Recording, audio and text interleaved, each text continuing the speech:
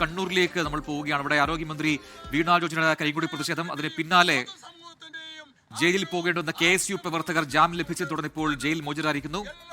അവരെ കോൺഗ്രസ് അവർക്ക് സ്വീകരണം നൽകിയാണ് ജയിലിന് പുറത്ത്. തത്സമയ ദൃശ്യങ്ങളിലേക്ക്. അതോടൊപ്പം തന്നെ ഇതിന്റെ ഭാഗമായി കുട്ടികളുടെ സമരത്തിന്റെ ഭാഗമായി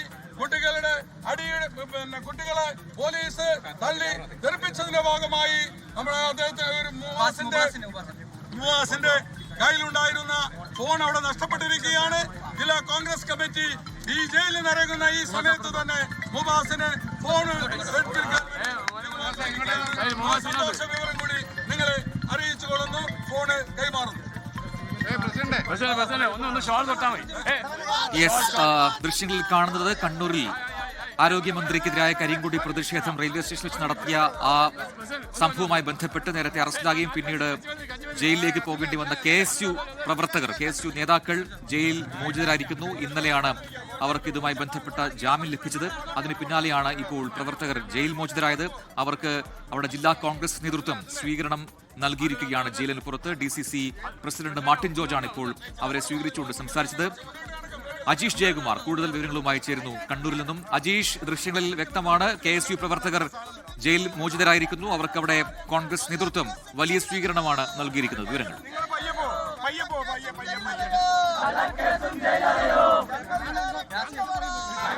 ആരോഗ്യമന്ത്രിയെ വധിക്കാൻ ശ്രമിച്ചെന്ന കേസിൽ 16 ദിവസം ജയിൽവാസത്തിന് ശേഷമാണ് ഇപ്പോൾ KSU നേതാക്കൾ പുറത്തിറങ്ങിയിരിക്കുന്നത്. KSU നേതാക്കളായിട്ടുള്ള അതുൽ അക്ഷയ്, ബിദുൽ ബാലൻ, മുബാസ്, അഹമ്മദ് യാസിൻ എന്നീ അഞ്ച് പ്രവർത്തകരാണ് 16 ദിവസമായി കണ്ണൂർ സബ് ജയിലിൽ കിടന്നത്.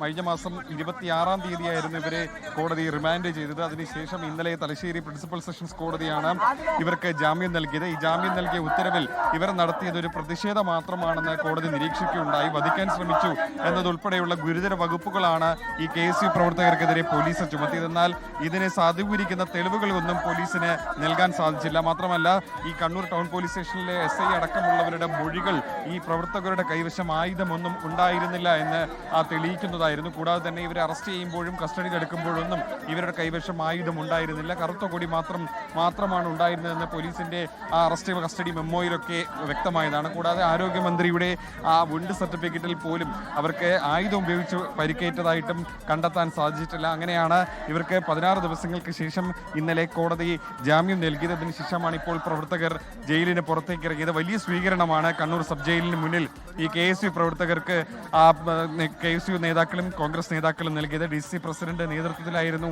ഇവിടെ സ്വീകരണം ഒരുക്കിയിട്ടുള്ളത്. നമ്മളോടൊപ്പം KSU സംസ്ഥാന വൈസ് പ്രസിഡന്റ് ഷമ്മാസ് ഉണ്ട്. ഈ നേതാക്കൾ 16 ദിവസത്തിന് ശേഷം പുറത്തിറങ്ങുകയാണ്. എന്താണ് ഇതിൽ പറയുന്നത്? കോടതി തന്നെ നിരീക്ഷിച്ചിട്ടുണ്ടായിരുന്നു, തെളിവുകളൊന്നും ഇല്ലായിരുന്നു. പ്രഥമ ദൃഷ്ട്യാ തന്നെ ഈ പ്രതിഷേധം ഒരു സ്വാഭാവിക കരിങ്കൊടി പ്രതിഷേധമാണെന്ന് കോടതി തന്നെ പറയുന്ന സാഹചര്യം ഉണ്ടായി. ആക്രമിച്ചു എന്ന് പറയുന്ന ആയുധമില്ല, മറ്റൊരു തെളിവുമില്ലാതെ മനഃപൂർവ്വം രാഷ്ട്രീയ പ്രേരിതമായി KSU ജില്ലാ പ്രസിഡന്റ് ഉൾപ്പെടെയുള്ളവർക്കെതിരെ എടുത്ത കള്ളക്കേസിന് ഈ പറഞ്ഞ സർക്കാരും പോലീസും സമാധാനം പറയണം. CPM ഉൾപ്പെടെയുള്ള ആളുകൾ ഇതിൽ ആസൂത്രിതമായൊരു നീക്കം തന്നെയാണ് നടത്തിക്കൊണ്ടിരുന്നത്. അതിന്റെ ഭാഗമായിട്ടാണ് ജില്ലാ പ്രസിഡന്റ് ഉൾപ്പെടെയുള്ളവരെ 16 ദിവസക്കാലാണ് ജയിലിലടച്ചത്. ഈ 16 ദിവസം ജയിലിലടച്ച CPM നേതാക്കളും പോലീസും കൃത്യമായി ഇതിന് മറുപടി പറയേണ്ടുന്ന രീതിയിലേക്ക് തന്നെയാണ് കാര്യങ്ങൾ പോകുന്നത്. ഒരു തരത്തിലും അംഗീകരിക്കാൻ വേണ്ടി കഴിയില്ല. ഇതിന് കൂട്ടുനിന്ന പോലീസ് ഉൾപ്പെടെയുള്ള മുഴുവൻ സംവിധാനവും മറുപടി പറയേണ്ടി വരുന്ന ദിവസങ്ങളിലേക്ക് തന്നെ ഞങ്ങൾ ഇതിന് നിയമ പോരാട്ടങ്ങൾ കൂടുതൽ കടുത്ത നിയമ പോരാട്ടമായി തന്നെ മുന്നോട്ട് പോകും.